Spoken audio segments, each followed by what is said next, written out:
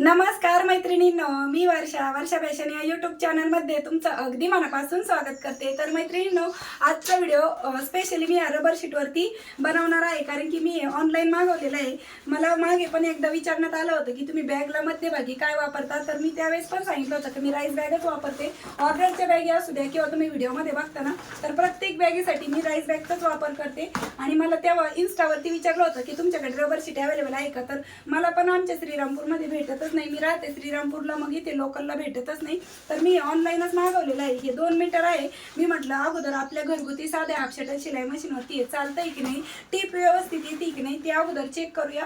आणि मग ऑर्डरच्या बॅगीसाठी जर तुम्ही म्हटलं मला की ऑर्डरच्या बॅगीसाठी आम्हाला रबर शीटवाली बॅग दे बनवून, तरच मी हे मागवेल, नाही तर नाही मागवणार, कारण की याला शिपिंग चार्ज पण द्यावा लागतो। आणि लोकल भेटलं तर परवडतं, ऑनलाईन घेतलं तर मग महागच पडतं ते, त्यामुळे तर ठीक आहे। आता तर यावरतीच आपली आता टीप बसती की नाही तेच मी तुम्हाला ह्या व्हिडिओमध्ये खरा रिव्ह्यू देणार आहे। तर तुम्ही पण रबर शीट मागवायचा विचार करत असाल तर अगोदर हा व्हिडिओ बघा। आणि तुमची पण घरगुती साधी हाफ शटल शिलाई मशीन असेल तर तुम्हाला आता कळेल। मी ना एक छोटीशी आयडिया बनवते, म्हणजे आपल्याला कळून जाईल। आणि ह्यालाच मी ऑप्शन म्हणून आमची तिथे हिटलॉन भेटतं, तर हे हिटलॉन घेऊन आले होते। मागे जो व्हिडिओ बनवला होता ना, त्या हिटलॉन पासून पण मी एक बॅग बनवली होती, तर ती काय व्यवस्थित चाललं नाही, हे तर वायाला गेलं माझं। लोकलला भेटलं म्हणून हे घेऊन आलते मी, आणि मी राईस बॅग वापरते। तर आता रबर शीट घेऊन आलेली ऑनलाईन, म्हणजे मागवलेलं आहे। तर बघूया। आणि येतानीच असं थोडंसं इथे कट आलेलं आहे आणि पातळमध्ये आहे, पण तरी पण आपण चेक करून बघूया। तर चला, तुम्हाला पण ही आजची आयडिया म्हणा किंवा माहिती आहे ती आवडेल आणि व्हिडिओ युजफुल वाटेल, तर प्लीज प्लीज प्लीज व्हिडिओला लाईक करा। आणि लाईक केल्यानंतर हाईपचे जे पॉईंट असतील ना ते पण देत चला। तर चला सुरू करूया आजच्या व्हिडिओला। तर सर्वात तर अगोदर हे जे रबर शीट आहे ना ते आपण स्ट्रेट कट करून घेऊ, कारण की ते थोडंसं बघा मागे पुढे पार्ट वाटतोय। तर मी इथे ना आपली जी पेन्सिल असते ना, जी सिस पेन्सिल म्हणतो, ती इथे त्याने मार्क करून घेत आहे बघा। आणि इकडनं मी म्हणजे 11.5 इंचावरती मार्क करत आहे। मला इथे 2 चौकोनी पीस लागणार आहे त्यासाठी, तर इकडनं पण थोडंसं मागे पुढे किंवा वाकडं तिकडं आहे थोडंसं पार्ट, तर तो मी स्ट्रेट असा लाईन ड्रॉ करून घेतली। आणि इकडनं आपण 12.5 इंचावरती मार्क करत आहोत, म्हणजे 12.5 बाय 11.5 इंचचे 2 चौकोनी पीस आपल्याला ह्या रबर शीटमधून कट करून घ्यायचे आहेत। तर मी इथे मार्किंग केली बघा या पद्धतीने चौकोनाची, आणि जशी मार्किंग केली ना तशीच आपल्याला हे 2 रबर शीटचे कापड आहेत ना ते कट करून घ्यायचे आहेत। तर चला, या पद्धतीने मी कटिंग करून घेत आहे। आणि जेव्हा आणलं ना ते ओपनिंग करताना त्याच्यामध्ये थोडासा वास येत होता बहुतेक, मग ते पार्सल 8-10 दिवस लागले यायला। तर बुटामधले जे सळं असतं बघा त्यासारखंच हे रबर शीट आहे। आता तुम्हाला हसायला येईल, मी बुटातलं सळं म्हणते, पण खरंच रबर शीट तसंच आहे। तर या पद्धतीने 2 रबर शीट कट केले। आता मेन फॅब्रिक पण मी इथे कट करून घेतलेलं आहे। तर सर्वात खाली अस्तर, मध्यभागी रबर शीट आणि वरतून मेन फॅब्रिक ठेवून घेतलं आहे। आणि यावरती आपल्याला क्विल्ट करायचं आहे। तर क्विल्ट करण्याच्या अगोदर पण मी इथे कडेकडेला ठिकठिकाणी टाचणी लावून घेते आणि शिलाई मशीनवर दाखवते। रबर शीट तर बघा मध्यभागी रबर शीट आहे, हे मी तुम्हाला परत दाखवते। आता आपण टीप येते की नाही ते चेक करू।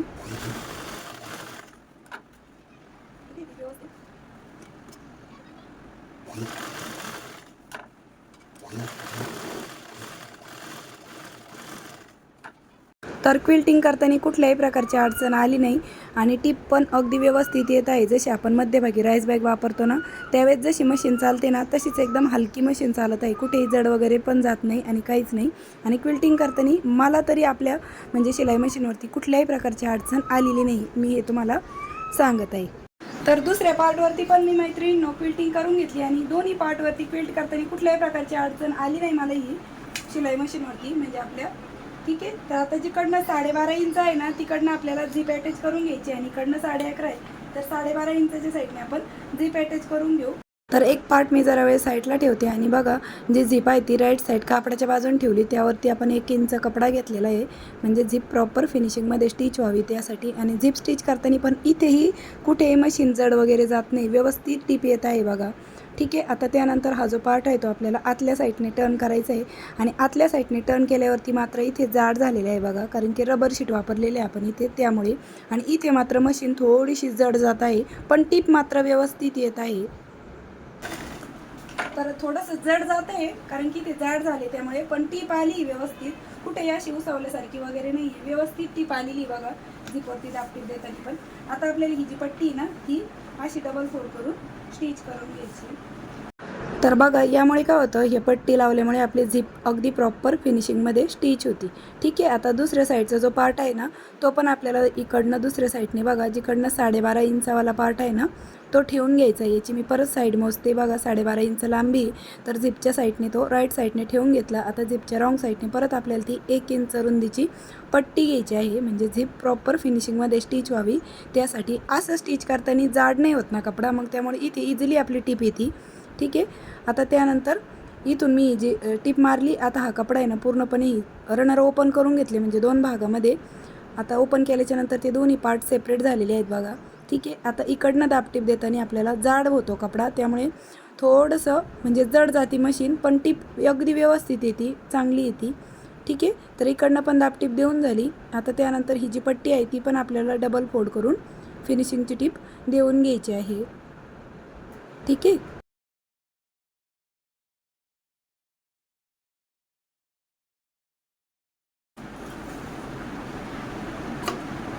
तर या पद्धतीने ही पट्टी पण आपली स्टिच करून झालेली आहे. तर अडचण तर काही कुठेही आली नाही. आता याच्यामध्ये आपण रनर वाहून घेऊ. तर झिप 5 नंबरची घेतलेली आहे मी, तर रनर पण इथे 5 नंबरचंच घ्यायचं. आणि रनर वाहून घेतल्याच्या नंतर बघा या पद्धतीने आपल्याला इथे एक छोटंसं हँडल तयार करायचं आहे. तर मी इथे 4x6 इंचाचा कपडा घेतला आहे. तसं मी मेजरमेंट घेतलेलं नव्हतं, पण तुमच्या माहितीसाठी मेजरमेंट दाखवावं लागतं. तर बघा वाढव घेतलेला होता, आत्ता तुम्हाला दाखवते 6 इंच लांबी आहे.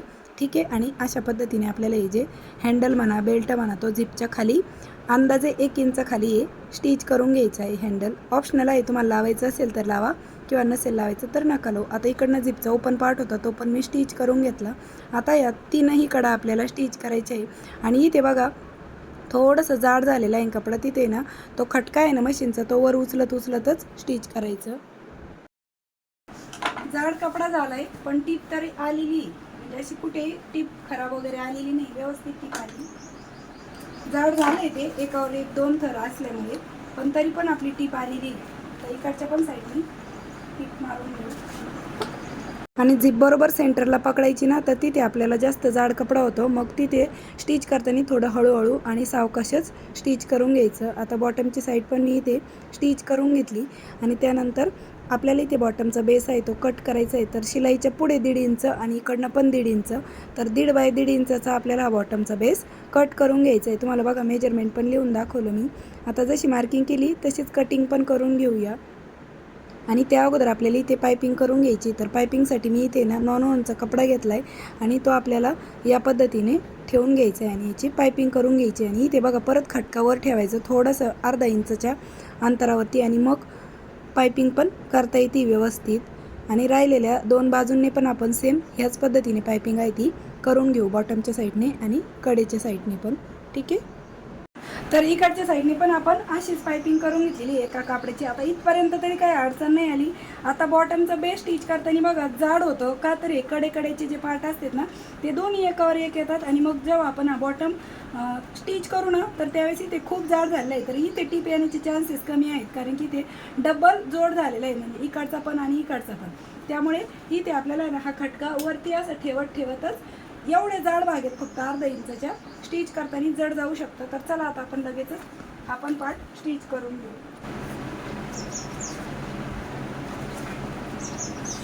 आणि इथे रबर शीट आहे, तर ते बघा फाटलेलं आहे. तुम्हाला मी अशी साईड दाखवते बघा. इथे जे आपण बॉटमच्या साईडला टिप मारली होती ना, तर त्यामध्ये रबर शीट आहे ना, ते टिपीमुळं फाटलेलं आहे बघा, कारण की ते लगेच इथून फाटलेला दिसतोय. म्हणजे फाटतंय रबर शीट, एवढं काय मला वाटत नाही. राईस बॅग तशी आपली फाटत नाही, इकडून जरी आपण टीप मारली. आणि जेव्हा बॉटमचा बेस आपण असं स्टिच करायला जातो ना, तर आपली राईस बॅग कधीही फाटत नाही, कारण की ती एकदम रफ आणि टफ असती, वॉटरप्रूफ पण असती. तर ठीक आहे, चला आपण ऑनलाईन मागवले तर त्याची तुम्हाला रियालिटी आणि खरा रिव्ह्यू देते, हेच तुम्ही लक्षात ठेवा. तर इथे थोडंसं ते फाटले गेलेलं आहे, म्हणजे इथे जे आपण बॉटमला टीप मारली ना, तर तेवढं जागेत ते फाटले. असं आपण बेस स्टिच करण्याच्या वेळेस आता अशी टीप मारून घेऊ.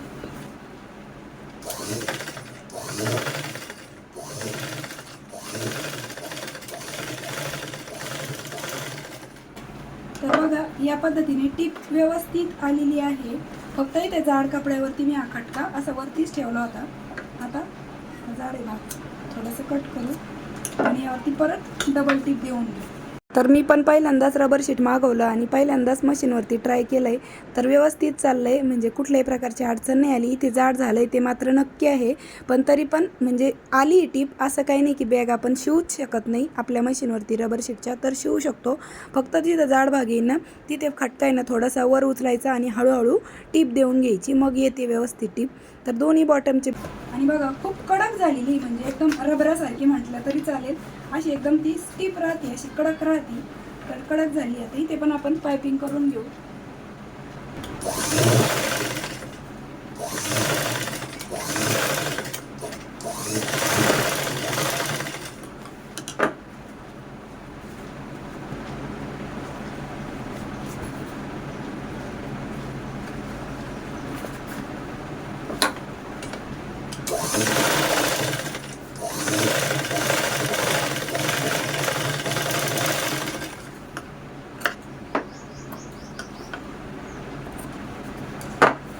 तर बघा या पद्धतीने आपण बॉटमचा बेस आहे तो स्टिच करून घेतलाय.